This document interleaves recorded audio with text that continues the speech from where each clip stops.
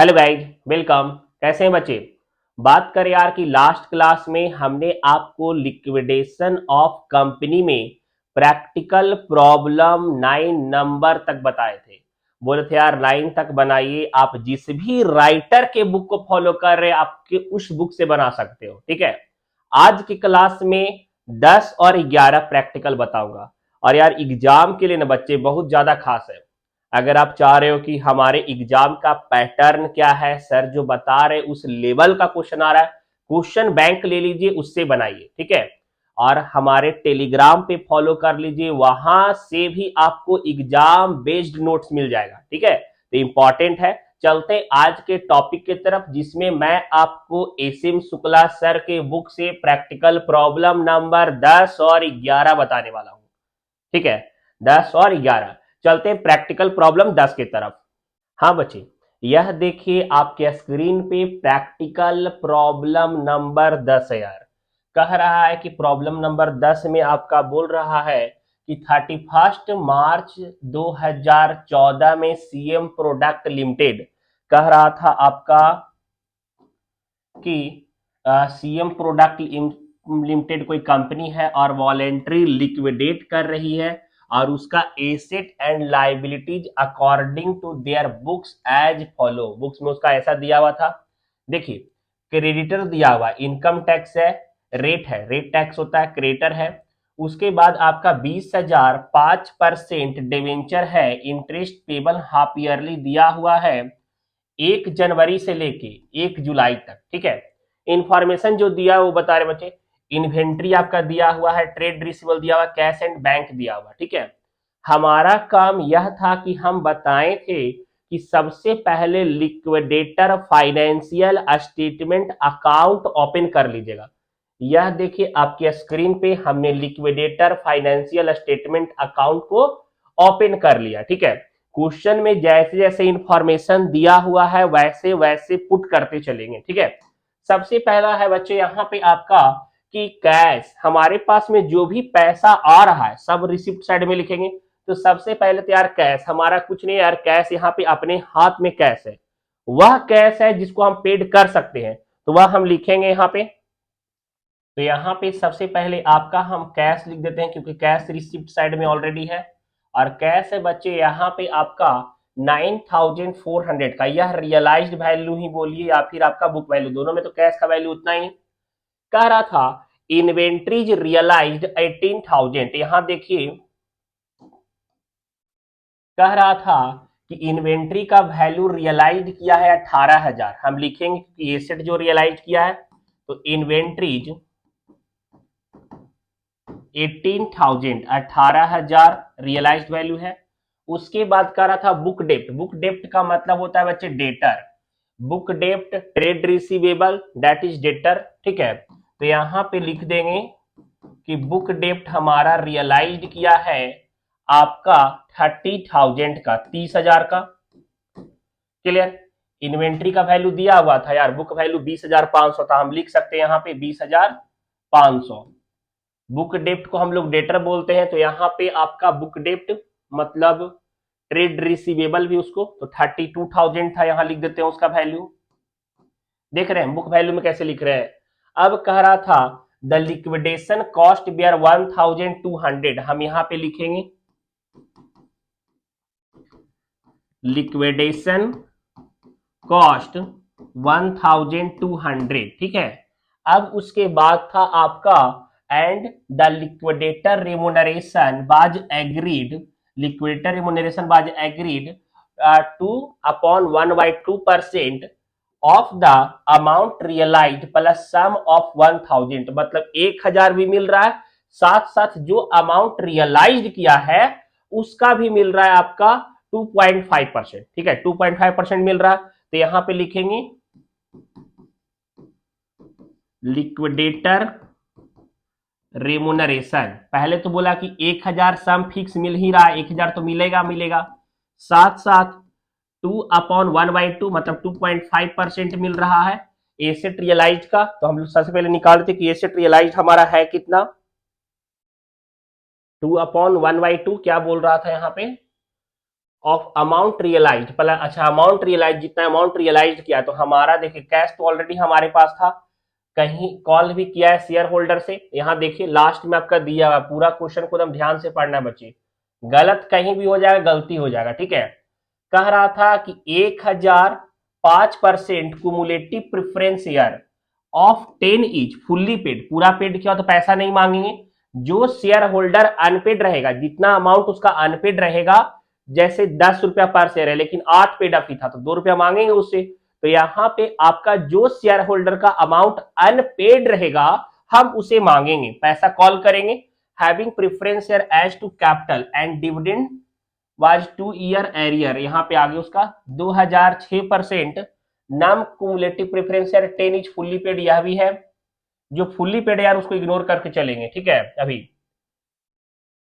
कह रहा था प्रेफरेंस एज टू कैपिटल, देखिए यहां पे तो preference as to capital 3000 equity share 10 is 7.5 paid up. यहां देखिए 3000 प्रेफरेंस शेयर जो था 10 रुपया पर शेयर था, 3000 प्रेफरेंस शेयर था, एक शेयर का दाम 10 रुपया पर शेयर था, और शेयर होल्डर 7.5 पेड कर चुका है, 2.5 अभी तक उसका नहीं मिला है। तो कॉल करेंगे, कॉल फ्रॉम शेयर होल्डर, तो यहां पे 3000 इंटू 2.5 जो आपका अमाउंट अनपेड था मांगेंगे, तो आ जाएगा 7500, 7500।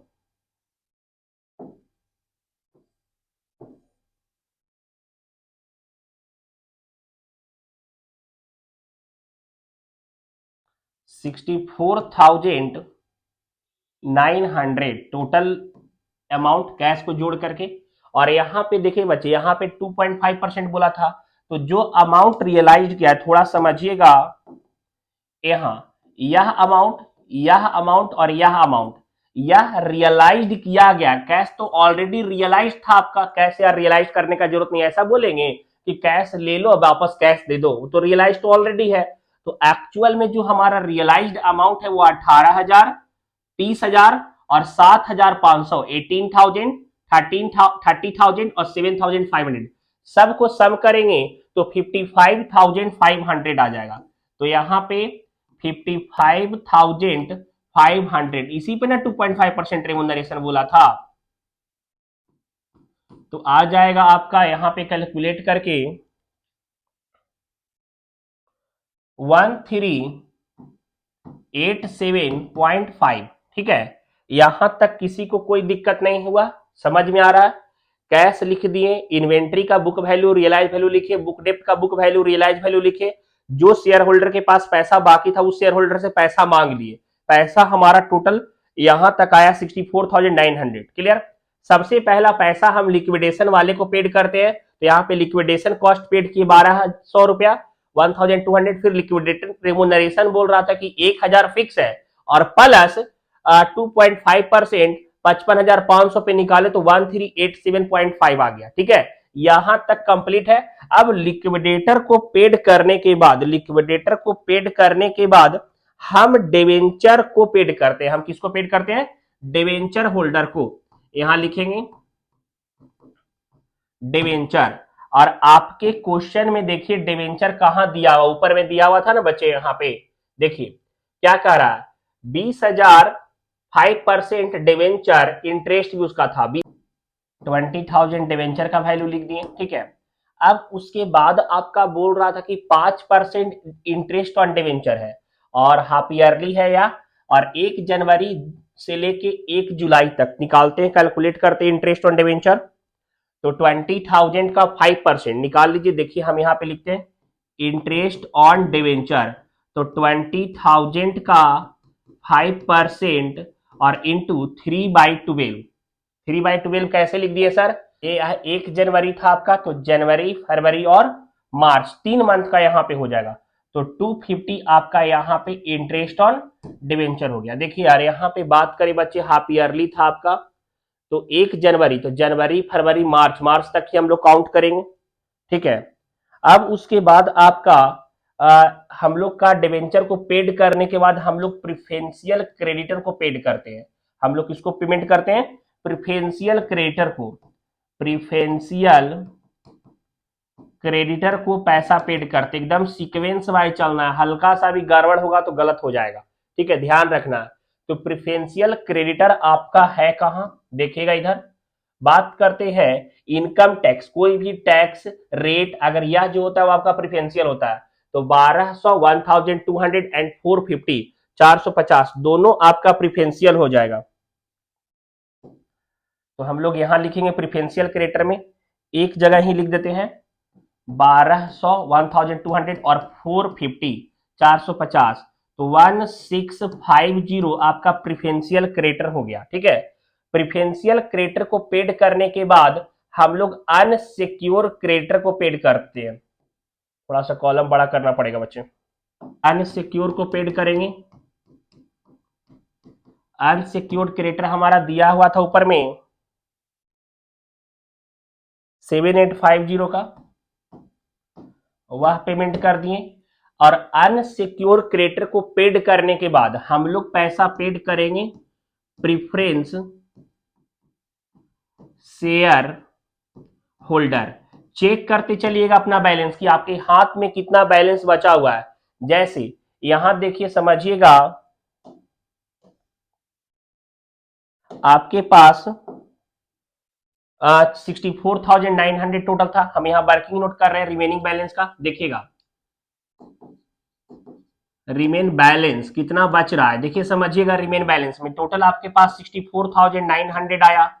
सबसे पहले आपने खर्च किया 1,200, फिर आपने एक्सपेंस करा 1,000, फिर एक्सपेंस किए 1387.5, ठीक है। उसके बाद एक्सपेंस किए 20,000, उसके बाद आप एक्सपेंस किए 250, 250 एक्सपेंस किए, उसके बाद 1650 एक्सपेंस किए, उसके बाद एक्सपेंस किए 7850, ठीक है। तो हमने हमारे पास फंड में जब हम लिक्विडेशन कर रहे थे तो सारे एसेट्स को बेच करके जो अमाउंट रियलाइज होना था वह टोटल हमारे पास 64,900 का आया। लेकिन हम इतना पैसा यहां से यहां तक पूरा खर्च किए, उसी पैसे में से सबको पेमेंट करते गए। अगर हमारा पैसा यार कहीं भी यहां खत्म हो जाता तो यही दे करके लास्ट खत्म करते, लेकिन अभी भी हमारे पास पैसा बचा हुआ है, ठीक है। तो हम यहां पे अब देखेंगे कि हमारे हाथ में कितना बैलेंस बच रहा है। तो 64,900 आया, माइनस करेंगे 1,200, माइनस करेंगे 1,000, माइनस करेंगे 1387.5, माइनस करेंगे 20,000, माइनस करेंगे 250, माइनस करेंगे 1650, माइनस करेंगे 7850, तो हमारे पास 31,562, 31,562। यहां पे अभी हमारे हाथ में बच रहा है 31,562 लाइबिलिटीज को पेड करने के बाद। तो प्रीफरेंस शेयर होल्डर को पेड करेंगे। और आप देखिए कि आपके क्वेश्चन में कितना प्रीफरेंस शेयर है, यहां देखिएगा। बात करें आपके क्वेश्चन में प्रीफरेंस शेयर कहां दिया हुआ था, थोड़ा यार इरेज कर लेते हैं, इससे बहुत ज्यादा लाइनिंग हो गया, आप कंफ्यूज होइएगा, तो हम उसी पॉइंट को हाईलाइट करेंगे, ठीक है। देखिए प्रीफरेंस शेयर का हम बात करें कि प्रीफरेंस शेयर था कहां आपका, यहां पे 1,000, यहां देखिए 1,005% cumulative preference share of 10 each. तो 1,000 प्रीफरेंस शेयर है, fully paid, having a preference as to capital and dividend where 2 year arrear, dividend भी था उसका, ठीक है। और उसके बाद पहले तो फिर नॉन कुमुलेटिव प्रेफरेंस शेयर था 2,000। तो हम सबसे पहले 1,000 वाले को पैसा पेड करेंगे। तो यहां पे उठाइए,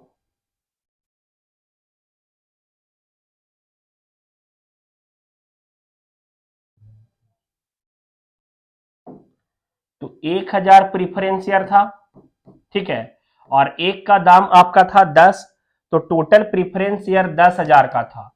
और 2 ईयर का डिविडेंड बाकी था। आप समझिए मेरी बात को, 10,000 का 5% 500 होता है, और 2 साल का डिविडेंड तो यहां पे ऐसे लिखेंगे डिविडेंड 500 डिविडेंड 1 साल का, 2 साल का बाकी था तो 1000 डिविडेंड भी इसका चला जाएगा। ठीक है, फिर उसके बाद हम लोग का नॉन कुमुलेटिव प्रेफरेंस शेयर के बारे में, प्रेफरेंस शेयर को पेड कर दिए, उसके बाद हम लोग नॉन कुमुलेटिव वाले को देखेंगे कि नॉन कुमुलेटिव भी तो था, तो नॉन कुमुलेटिव प्रेफरेंस शेयर देख रहे हैं कितना ध्यान से बनाना पड़ेगा। और नॉन कुमुलेटिव प्रेफरेंस शेयर है आपका टोटल 20,000 2000 था 2000 नंबर ऑफ शेयर, और यहां पे एक शेयर का दाम था 10 रुपया, तो total non cumulative preference share था 20,000 का, उसको भी पैसा पेड कर दिए। अब प्रेफरेंस शेयर होल्डर को पेड करने के बाद, दोनों preference share holder cumulative and non cumulative को पेड करने के बाद, प्रेफरेंस शेयर होल्डर को पेड करने के बाद जो पैसा बचेगा वह इक्विटी शेयर होल्डर को पेड करते हैं। तो रिमेनिंग अब हम देख लेंगे कि इक्विटी शेयर होल्डर के हाथ में कितना जाता है। तो इक्विटी शेयर होल्डर कितना तक जाएगा, देखिए यहां पे हमने 11,000 पेड कर दिया था प्रीफरेंस शेयर होल्डर को, कुमुलेटिव था ये, नॉन कुमुलेटिव वाले को हमने पेड कराया 20,000। ठीक है, तो 20 10 30 31 तो ऑलरेडी खत्म हो चुका है, रिमेनिंग अभी हाथ में 562 बच रहा है, 562, तो यही 562 हम लोग पेड कर देंगे इक्विटी शेयर होल्डर वाले को। ठीक है, और यह बच्चे आपका कंप्लीट हो गया practical problem number 10। Clear, practical problem number 10 complete हो गया। राइट डाउन कर लीजिए, वापस वीडियो प्लेबैक करके देखिए कि छोटा क्वेश्चन नहीं बचे, सब बड़ा क्वेश्चन है। ठीक है, और बहुत ज्यादा हेल्पफुल होगा। चलिए 11 नंबर भी समझाते हैं, और आज का लिक्विडेशन का लास्ट क्लास ही होगा बच्चे। नेक्स्ट क्लास में न्यू टॉपिक बताएंगे, आप इस जिस भी राइटर के बुक को फॉलो करें, क्वेश्चन बनाते चलिएगा। ठीक है, चलते 11 नंबर पे ध्यान दीजिए। हाँ बच्चे, प्रैक्टिकल प्रॉब्लम नंबर 11 में चलते हैं। प्रैक्टिकल प्रॉब्लम नंबर 11 देखिए, कह रहा था कि funny fashion limited went to voluntary liquidate. Funny fashion limited अच्छा नाम है यार, और लिक्विडेट हो रहा है 1 जनवरी 2014 को। The liquidator is be paid remuneration at 3% on the amount realise. Liquidator का रेमुनरेशन बोल दिया कि 3% अमाउंट रियलाइज का होगा ऑन सेल ऑफ एसेट्स, मतलब एसेट्स को बेच करके, and 2% amount distributed to share holder, और 2% जो अमाउंट शेयर होल्डर को मिलेगा उसका 2%। यार बहुत खास है यार यहाँ पे, क्योंकि अब तक जो भी क्वेश्चन हम पढ़े थे उसमें क्या था दिया हुआ कि 2% अनसिक्योर क्रेडिटर वाला था, यहाँ पे शेयर होल्डर दे दिया। ठीक है, और शेयर होल्डर का कोई अमाउंट हमेशा यार फिक्स नहीं होता है ऐसा कि उतना पैसा ही उसे मिलेगा, तो यहाँ पे आपका 2%, क्योंकि कम भी मिल सकता है, उसका अपना जितना पेड अप कैपिटल वैल्यू है उससे भी कम मिल सकता है, तो यहाँ पे उस पे देना है आपको रेमुनरेशन। तो थोड़ा कॉम्प्लिकेटेड भी है, समझिएगा। देखिए इधर कह रहा था cash realised on assets 7 lakh. हमको मतलब क्या है, पैसा जहां जहां से आ रहा है पहले लिख लो, लिखेंगे cash realised from assets 7 lakh का। ठीक है, अब उसके बाद बोल रहा था लिक्विडेशन एक्सपेंस। यहां देखिए लिक्विडेशन एक्सपेंस के बारे में बोल रहा है कि 12,600 12,600 है, लिख देंगे लिक्विडेशन एक्सपेंस। जैसे जैसे फॉर्मेट देखिए प्रॉपरली चलेंगे, अब ऐसा नहीं कि जहां मन किया डिवेंचर ऊपर लिख दिए, लिक्विडेशन एक्सपेंस नीचे लिख देंगे, गलती हो जाएगा। एकदम जिस सीक्वेंस में बताए हैं वैसे चलिएगा। फर्स्ट क्लास से वीडियो नहीं देखे, लिक्विडेशन का पार्ट 1 से वीडियो देखिए, समझ में प्रॉपर सारा टॉपिक आएगा। ठीक है, तो लिक्विडेशन एक्सपेंस आपका यहाँ पे 12,600 था, हम वह लिख दिए। क्लियर, उसके बाद कह रहा था creditor including salary of 1 month 8,500, कोई मतलब नहीं है। फिर यहाँ पे 7,000 6% preference share 30 each, on which dividend is arrear for 1 year, dividend इसका बाकी है। 14,000 इक्विटी शेयर, 10 ईच, 9 पर शेयर कॉल्ड, यहाँ पे मांगा ही है 9 रुपया और वह पेड कर चुका है। जनरल रिजर्व दिया हुआ था, प्रॉफिट एंड लॉस दिया हुआ था, यहां से सबसे कोई मतलब नहीं है। Under article of association of the company, the preference shareholder have a right to receive 1/3 of the surplus remaining after paying the equity share। समझिए क्या बोल रहा है, समझा रहे हैं।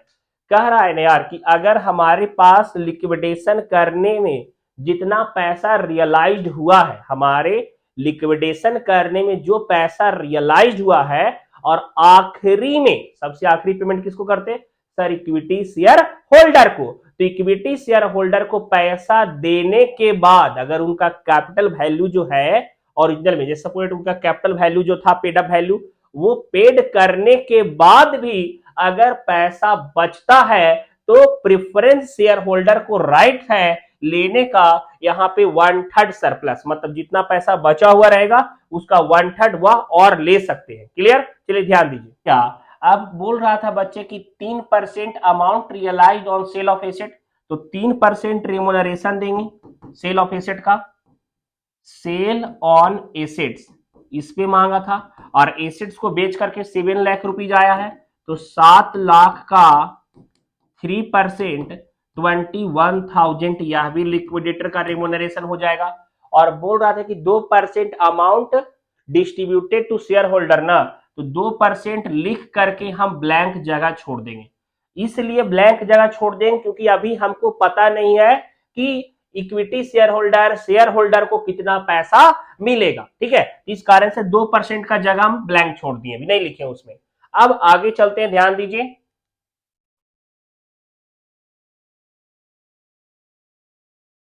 डिवेंचर इस क्वेश्चन में कहीं नहीं दिया हुआ है। अब उसके बाद आपका था प्रिफरेंशियल क्रेडिटर। देखिए समझिएगा, क्रेडिटर टोटल दिया हुआ था 95,200 का, लेकिन प्रिफरेंशियल यहां पे दिया हुआ है आपका 8,400 का प्रिफरेंशियल है। ठीक है, तो यहां पे लिखेंगे प्रिफरेंशियल क्रेडिटर 8,400 और प्रिफरेंशियल क्रेडिटर को पेड करने के बाद अनसिक्योर्ड क्रेडिटर हो जाएगा। अनसिक्योर्ड क्रेडिटर कितना, 95,200, 95,200 में आप माइनस कर दीजिए 8,400, तो 86,800 आ जाएगा। अभी हाथ में तो पूरा पैसा है यार, क्योंकि 7 लाख रियलाइज हुआ उसके हिसाब से, तो अभी 2 लाख में पेमेंट नहीं किए हैं, तो यहाँ पे अभी हाथ में पैसा था, तो अनसिक्योर का भी पूरा पैसा मिल जाएगा। Clear, preference share holder unsecure creditor को पेड करने के बाद प्रीफरेंस शेयर होल्डर को पेड करेंगे। और प्रीफरेंस शेयर होल्डर हमारा कितना था, यहां पे देखिए आपका कह रहा था कि 7,006% प्रीफरेंस शेयर 30 ईच है यहाँ पे, तो 2,10,000 हम लोग प्रीफरेंस शेयर होल्डर को पेड कर दिए। ठीक है, 2,10,000 प्रीफरेंस शेयर होल्डर को पेड करेंगे। अब प्रीफरेंस शेयर होल्डर को पेड करने के बाद हम लोग उसका डिविडेंड, यहाँ पे प्रीफरेंस शेयर होल्डर का डिविडेंड पेड कर रहा है। देखिए पहले लिख देते हैं, डिविडेंड दिया हुआ था जो बोल रहा था ऊपर में कि एरियर है, यहां देखिए बच्चे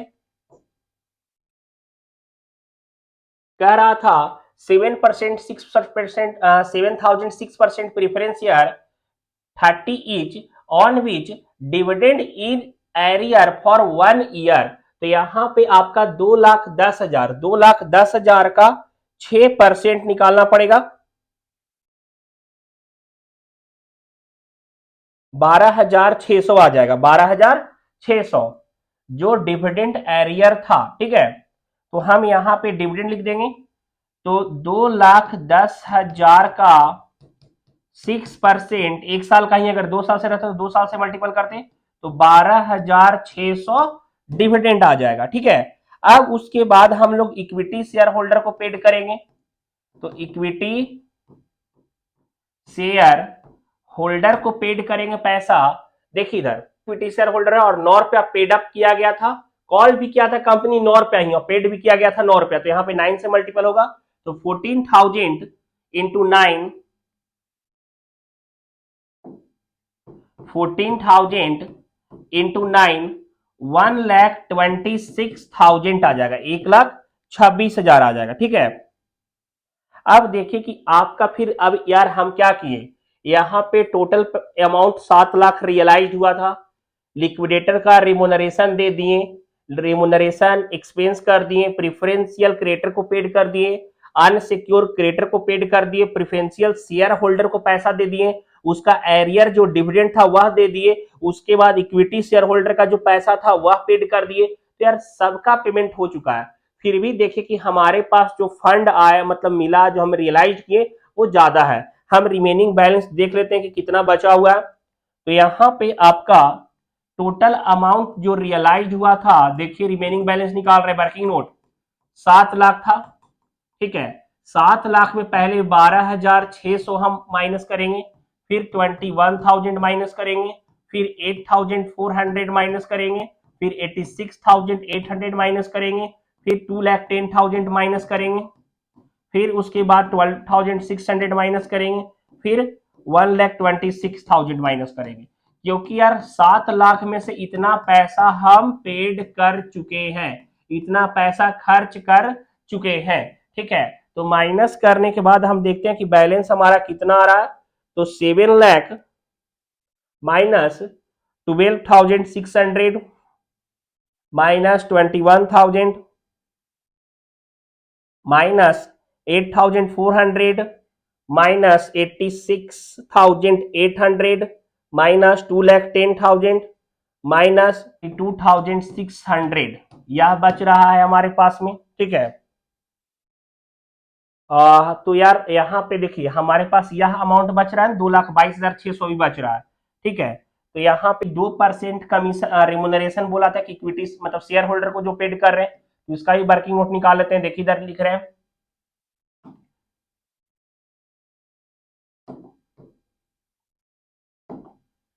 2% वर्किंग नोट का, तो टोटल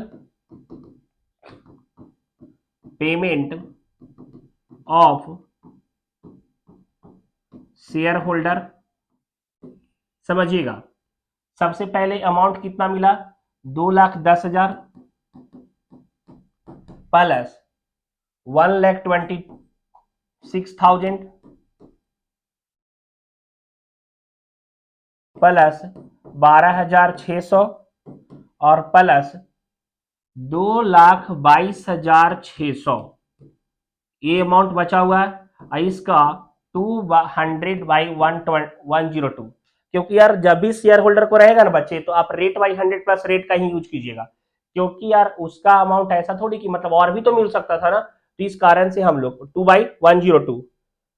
तो यहाँ पे आपका 2,10,000 प्लस 1,26,000 प्लस 12,600 प्लस 2,22,600 आ जाएगा आपका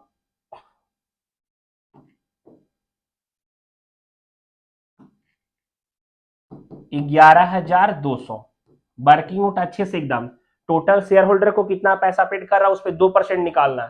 तो 2,10,000 पहले पेड किए प्रीफरेंस शेयर होल्डर को, उसका डिविडेंड पेड किए हम लोग 12,600, इक्विटी शेयर होल्डर को 1,26,000 पेड किए, और अभी भी शेयर होल्डर को पेड करने के लिए 2,22,600 बचा हुआ है, क्योंकि इसी में से ना यार इक्विटी को भी और मिलेगा और प्रीफरेंस को मिलेगा। तो टोटल शेयर होल्डर को पैसा जो पेड हुआ है यही अमाउंट है, 2,10,000, 1,26,000, 12,600 और 2,22,600। इस पे 2% बोल दिया था, तो 200/102, क्योंकि और भी अमाउंट मिल सकता था, ये पेमेंट वाला अमाउंट नहीं, तो 2/102, तो 11,200 आ जाएगा। ठीक है, 11,200। तो यहाँ पे हम लोग लिख देंगे 2%,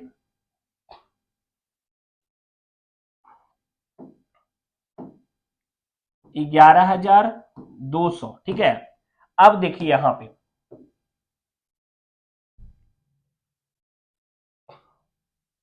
समझिएगा क्या बोला था कि जो रिमेनिंग अमाउंट बच रहा है उसका 1/3 equity share holder preference share holder लेगा। अगर सरप्लस अमाउंट कुछ बच रहा है, देखिए सारे को पैसा हमने यहां तक पेड कर दिया था, इक्विटी शेयर होल्डर तक पैसा यहां तक पूरा पेड हो गया था, लेकिन अभी भी हमारे पास पैसा बचा हुआ है, फंड हमारे पास बचा हुआ है। तो सरप्लस अमाउंट, यही सरप्लस अमाउंट हमारा हो गया है, जो हमारा एक्स्ट्रा है। तो सरप्लस अमाउंट का 1/3 प्रीफरेंस शेयर लेगा, प्रेफरेंस शेयर लेगा तो 2/3 इक्विटी शेयर लेगा, इक्विटी शेयर होल्डर लेगा। तो यहां पे 2 लाख, देखिए इधर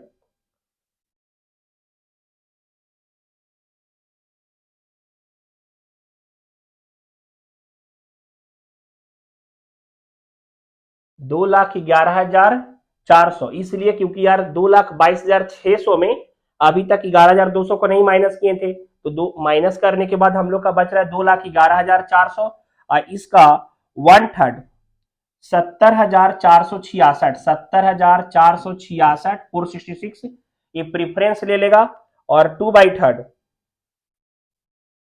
140,934 यह इक्विटी शेयर होल्डर ले लेगा। ठीक है, और टोटल हमारा एसेट जो रियलाइज करके आया था वो 7 लाख का था, टोटल वैल्यू 7 लाख रुपीज का। क्लियर? तो यह आप देख लीजिए, यह आपका कंप्लीट हो गया बच्चे। 70,467 भी लिख सकते, 66 लिखे, यहाँ पे 1,04,934, यह सरप्लस अमाउंट दोनों में बटा है, क्योंकि आपके क्वेश्चन में, यहां देखिए क्वेश्चन में ही बोल दिया था, समझिएगा। देखिए सरप्लस अमाउंट के बारे में ही बोला था कि सरप्लस अगर बच रहा है पेमेंट इक्विटी शेयर को करने के बाद, तो उसके बाद राइट है कि 1/3 जो सरप्लस होगा वह लेगा आपका surplus remaining after paying equity share. तो यहाँ पे प्रेफरेंस शेयर का 1/3 राइट था, तो 2/3 इक्विटी शेयर होल्डर का वापस ले लिया। थोड़ा सा स्मॉल करके यार देखिए, समझिए, एक स्क्रीन पे ये क्वेश्चन कर देते हैं।